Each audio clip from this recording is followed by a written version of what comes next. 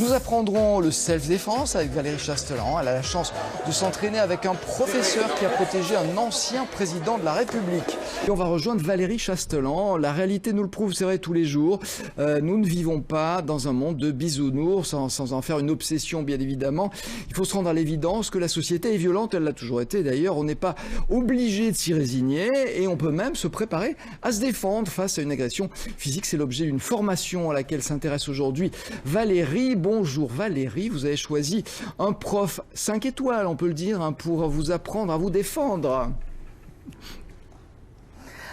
Oui, bonjour Alain. Alors, bisounours, ça c'est toujours le terme quand on nous sort pour parler de cette violence ou de cette attitude pacifique qu'on peut avoir. Et oui, vous avez raison Alain, j'ai choisi aujourd'hui un prof 5 étoiles. Alors, je vous présente Éric Keke qui a été garde du corps de monsieur Jacques Chirac.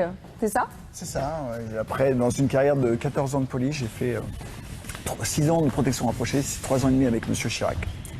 D'accord. Et Éric, vous avez mis au point une méthode, alors pas uniquement pour des sportifs comme on voit derrière. Alors Alain, je vais vous présenter ceux qui sont venus nous faire des petites démonstrations, mais ne vous effrayez pas, hein, parce que là ce sont des personnes très sportives. Je vous présente Cédric et Jérémy, qui sont profs respectivement à Grenoble, Chambéry, Genève. Et puis derrière, on va voir aussi Nadia qui viendra discuter avec nous, qui elle prend des cours. Voilà. Alors, présentez-moi votre méthode. Alors, en fait, je suis parti d'une réflexion personnelle. Je cherchais à faire de la self-défense. Pour moi, la self-défense, c'est pas seulement une réaction physique, comme on peut le voir derrière. Ouais. C'est aussi tout ce qui est l'aspect prévention. Comme j'étais policier, j'étais à même d'avoir ça, un laboratoire sous mes yeux, en fait.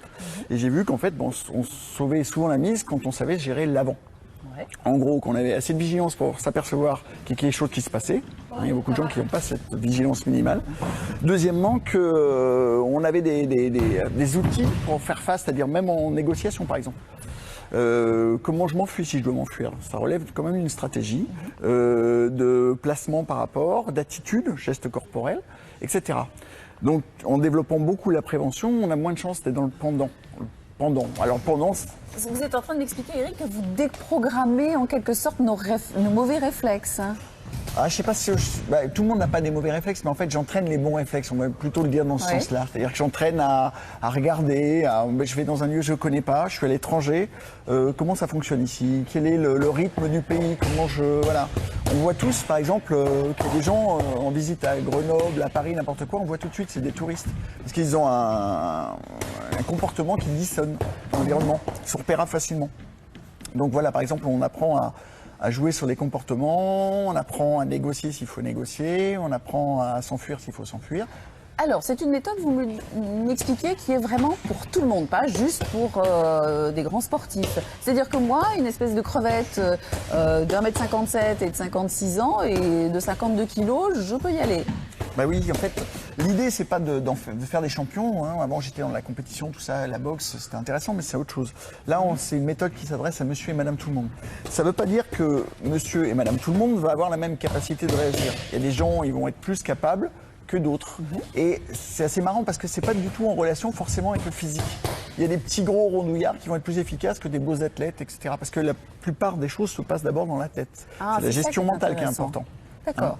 Et alors, vous m'expliquez que c'est bien de prendre des cours régulièrement, mais qu'on peut faire des stages.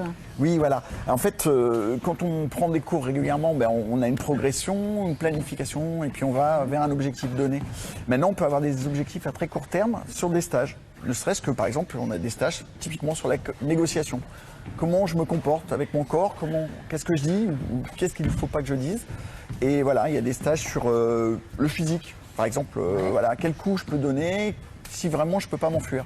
Et vous avez des stages, alors ça m'intéresse, jupe et talons. Bah oui, parce qu'en fait, nous on s'entraîne déjà toujours en civil. Ouais. Parce que s'entraîner en pieds nus sur un tatami, c'est pas vraiment ce qu'on va retrouver dans la rue. Donc autant avoir des chaussures de ville et machin. Et en fait, les femmes, comme on a des cours pour les femmes aussi, les femmes elles nous disaient ouais mais moi quand je suis en jupe et talons. Et donc on fait donc des stages en jupe et talons. Jupe et talons. Et j'étais très étonné d'ailleurs de voir la rapidité avec laquelle une femme peut s'enfuir en talons sans tomber. Sans se prendre les pinceaux. Bon, merci beaucoup pour ces premières précisions. Alors Alain, je vous propose de Vous êtes un peu impressionné, hein, ils sont impressionnants derrière nos gars. Hein. Ah non, moi, je suis pas impressionné, je m'imagine partir en courant en talons, mais voilà, c'est un fantasme. Merci beaucoup Valérie. C'est pas ce qu'on va vous demander Alain quand même. On vous retrouve tout à l'heure. Retour à la self-défense avec Valérie Chastelan qui s'est entraînée depuis qu'on l'a quittée. Est-ce que vous avez battu votre coach Valérie? Je l'ai battu à plate couture. Non, Eric m'a montré un mouvement. S'il y a un mouvement à retenir, allez-y Eric, expliquez-moi. Alors déjà, il y a une attitude à retenir. On va imaginer que vous n'ayez pas pu convaincre l'autre d'arrêter ou partir. D'accord. Donc déjà, ce qui va être important, puisqu'il est dangereux envers vous. Parce que d'habitude, je calme tout le monde. Ça prouve que vous avez des talents de pacifiste. Oui. Et imaginons que je n'y sois pas sensible et j'arrive vers vous. Déjà, il va falloir que vous me teniez à distance. Oui. Et qu'entre vous et moi, il y ait vos mains. Tout simplement parce que tout simplement, s'il n'y a pas les mains, je vais me rapprocher pour vous intimider. D'accord ? Déjà, là, je me sens pas très bien. Voilà, alors là, il faut faire un choix dans la tête. C'est soit je me soumets, soit je fais face. Quelquefois, se soumettre, c'est la bonne carte. Non, se soumettre, vous ne pouvez plus partir, mais vous baissez les yeux et voilà. Quelquefois, c'est ce qu'il faut faire. Hein. Faut pas... Mais là, on va imaginer que vous avez décidé de faire face. OK ?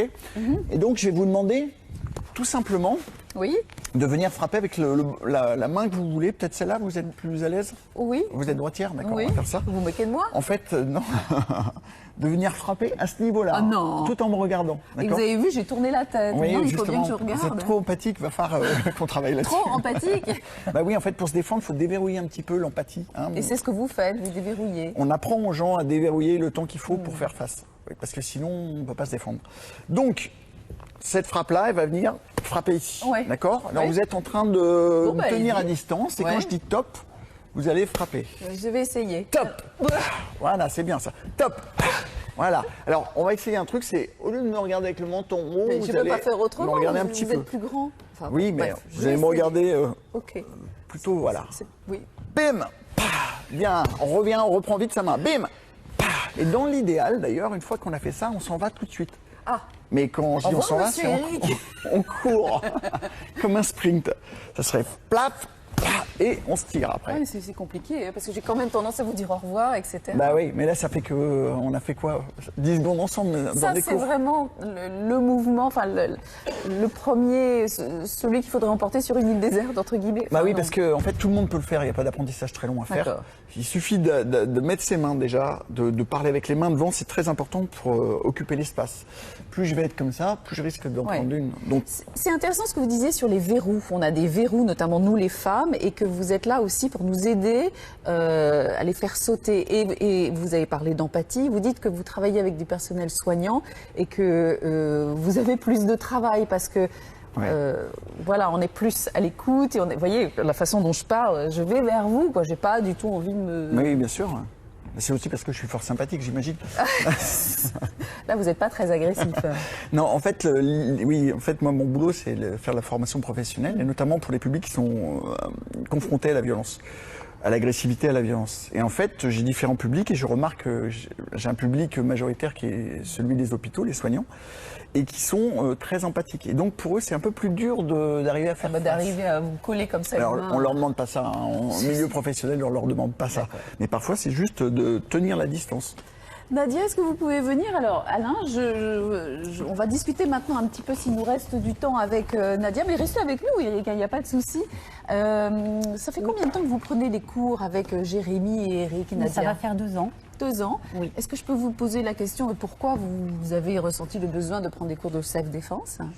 Je dirais qu'avec la vie qu'on mène, on est tous, aussi bien les hommes que les femmes, un jour peut-être confrontés à la violence. Et pour faire face à cette violence, parce que j'ai pas envie de me retrouver soit démunie, soit de l'accepter comme une fatalité, de me dire je vais attendre que ça passe et puis tant pis. Je voulais avoir quand même on appelle ça la boîte à outils, des outils, des stratégies pour pouvoir y faire face et pour pouvoir être autonome dans ma capacité de prendre soin de moi. Quand on a discuté, Nadia, pour préparer cette interview, vous m'avez dit c'est surtout pas une méthode de violence, c'est une méthode avant tout pacifique, c'est un peu la méthode du guerrier pacifique. Je schématise ou pas? En fait, c'est ce qu'on veut. On ne veut pas aller agresser les gens. Tout ce qu'on veut, c'est rentrer chez nous tranquillement, en bonne forme et avoir la meilleure des vies possibles après. Donc c'est simplement avoir une attitude assez vigilante pour pouvoir éviter les problèmes, y faire face si on n'a pas la possibilité de les éviter, et puis pouvoir y faire face de façon proportionnée. Alors, ça fait 2 ans que vous travaillez avec Éric, Jérémy. Comment est-ce que vous vous sentez? Il y a une différence? Vous vous sentez plus sûr? Oui, il y a une différence, c'est évident. Oui, il y a une différence. Il y a une différence qui est pas que de la confiance en soi, c'est aussi réussir à appréhender tout un univers. Et puis quand on parle confiance en soi, on a tendance à parler beaucoup de l'extérieur, mais il n'y a pas que de la violence ou de l'agressivité à l'extérieur, elle peut être à la maison, elle peut être au travail. Et donc c'est simplement quand on arrive déjà beaucoup plus serein et calme dans un environnement, et de fait, l'agressivité baisse d'un ton, et comme on sait à peu près y faire face, même si ça ne marche pas à tous les coups, on va avoir une attitude différente qui va permettre de bien calmer les choses. Merci beaucoup Nadia, merci à vous. Éric, merci à Jérémy et Cédric qui se sont entraînés, qui ont transpiré pendant qu'on parlait et que moi je donnais mes petits coups de main sur Éric. Alors je ne sais pas si je suis apte à me promener comme ça et me défendre, mais voilà Alain, le résumé de cette méthode tout à fait intéressante que j'ai essayé de vous faire découvrir.